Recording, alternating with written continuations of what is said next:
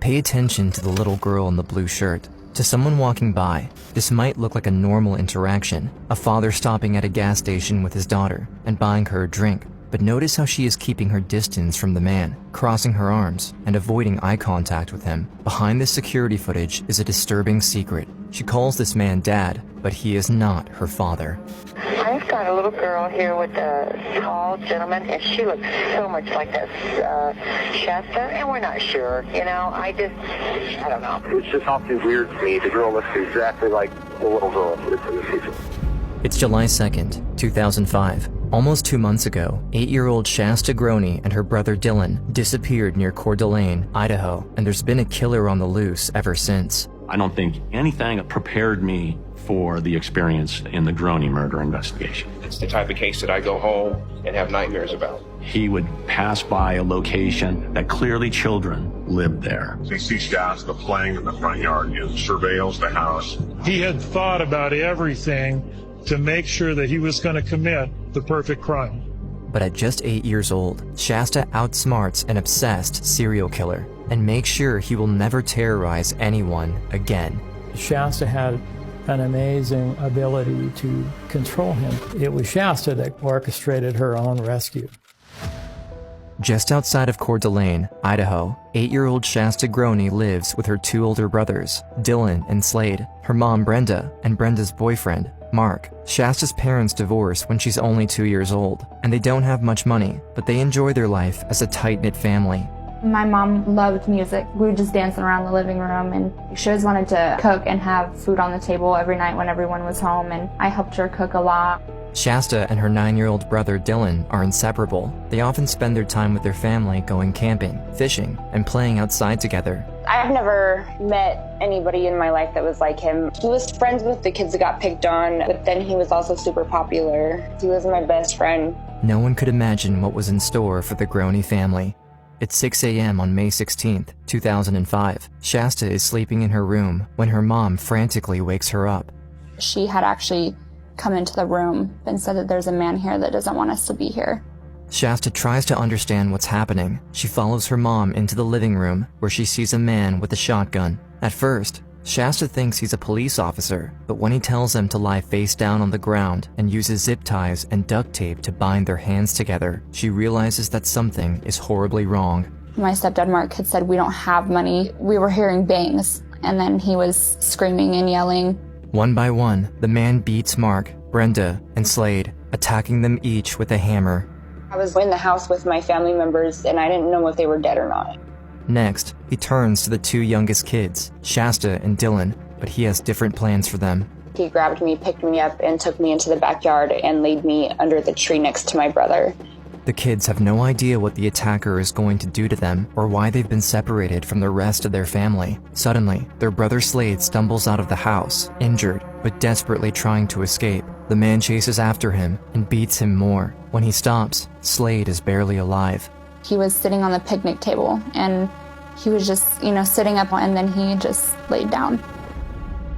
The man puts the 2 youngest kids in the car. They can only watch in horror as they drive away, not sure of the fate of the rest of their family. He drives them almost 100 miles away to a remote campground outside St. Regis, Montana, in the Lolo National Forest, where he reveals what he did.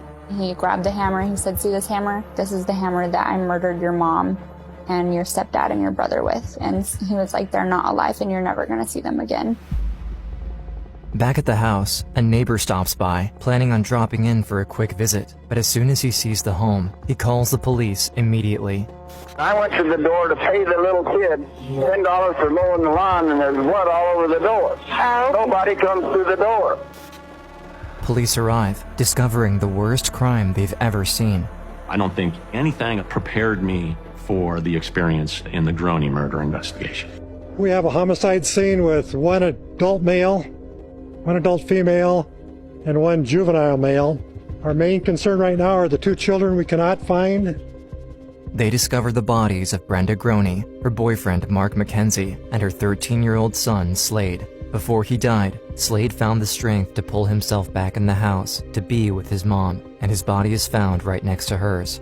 there's no sign of the two youngest children, Dylan and Shasta. Investigators search around the property, desperate for anything that could help lead them to the kids. Officers also check with other family and friends, hoping they weren't home at the time, but no one knows where they are. In many cases of child abductions, it's a family member who kidnaps them. Police approach Dylan and Shasta's dad, Steve. He admits to having a fight with his ex-wife just a couple days earlier about the custody of the kids. He also makes a plea on the news that draws suspicion. I'd like to address my children's abductors or abductor. Please release my children safely. They had nothing to do with any of this. It sounds as if the children's father might know something about the attack. Police give Steve a polygraph test. When they ask if he knows where the kids are, there is a fluctuation. He fails the test, but continues to say he knows nothing. Investigators use computer forensics to determine that he was at his home at the time of the murders, and they clear him from suspicion. It is back to square one in the search for two Idaho children missing since Monday. Police are following up hundreds of tips in their search for Shasta and Dylan Groene. With two kids missing and a killer on the loose, fear is spreading through the community. Police issue an Amber Alert, and residents of Coeur d'Alene are doing all they can to help. Thousands of tips come in, but nothing makes sense. Investigators don't think this could be a random attack. None of the family's valuables were stolen, and the crime seems very personal. The fact that the bodies were so beaten up so badly, it made the crime appear to be a crime of passion. You begin to think about who could have been so angry at this family to want to inflict such injury on these people. Shasta and Dylan lost 3 family members over the course of a few hours. Now, all they have is each other, and they're trapped with a murderer where no one can see or hear them. Their abductor doesn't even give them time to grieve the loss of their family, as he immediately begins to abuse them at the campsite and in a nearby cabin. He got really mad, started throwing things. He took more of his anger out on Dylan and was really mean to him. He would abuse him and then make me watch. And then if I cried, then he would abuse him worse.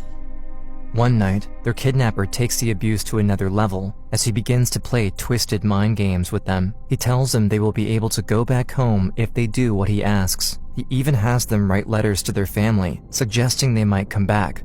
Dear Dad, I miss you very much, and me and Dylan know what happened to Mom, Mark, and Slade, and we both feel very sorry for them. And we both miss you and Jesse and Vance, and we might see you guys again. Dylan and Shasta think their nightmare might come to an end soon, but the letters are never sent. It was just another cruel way the kidnapper manipulated them. He just wanted us to believe that there was a chance that we would live or that we'd get out safe. I think after a certain amount of time,